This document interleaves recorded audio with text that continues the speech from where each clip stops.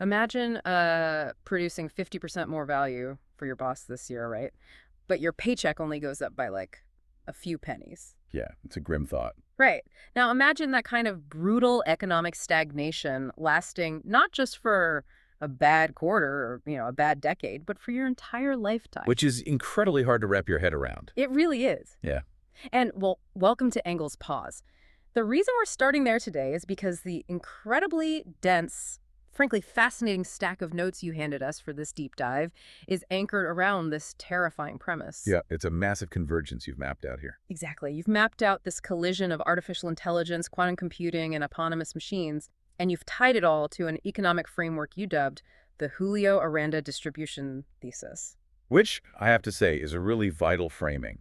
Because what you've asked us to look at isn't just, a list of cool sci-fi futuristic technologies. Right. It's not just a tech review. Exactly. It's an inquiry into the underlying mechanics of distribution. We are essentially looking at a documented economic pattern to understand the physics of, well, who actually captures the wealth when society undergoes an unprecedented technological rupture. So our mission today is crystal clear.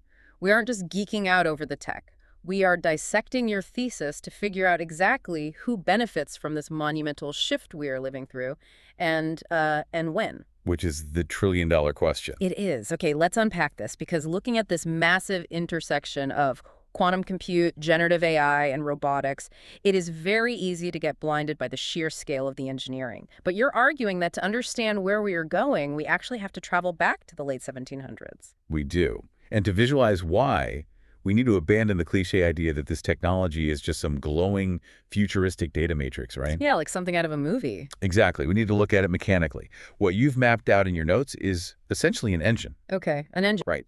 Quantum computing is the high-octane fuel, AI is the combustion chamber, and autonomous robotics is the drivetrain. I love that analogy. But to understand who gets run over by that engine and who actually gets to drive it, your research points us straight to the work of Oxford economist Carl Benedict Frey. Yes, specifically his 2019 book, The Technology Trap.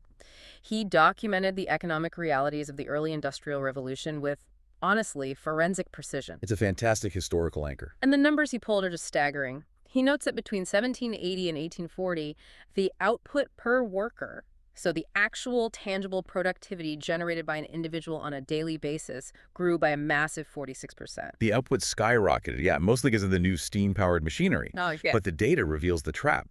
During that exact same 60-year period, real weekly wages only rose by 12%. Wow, just 12% over 60 years. Exactly.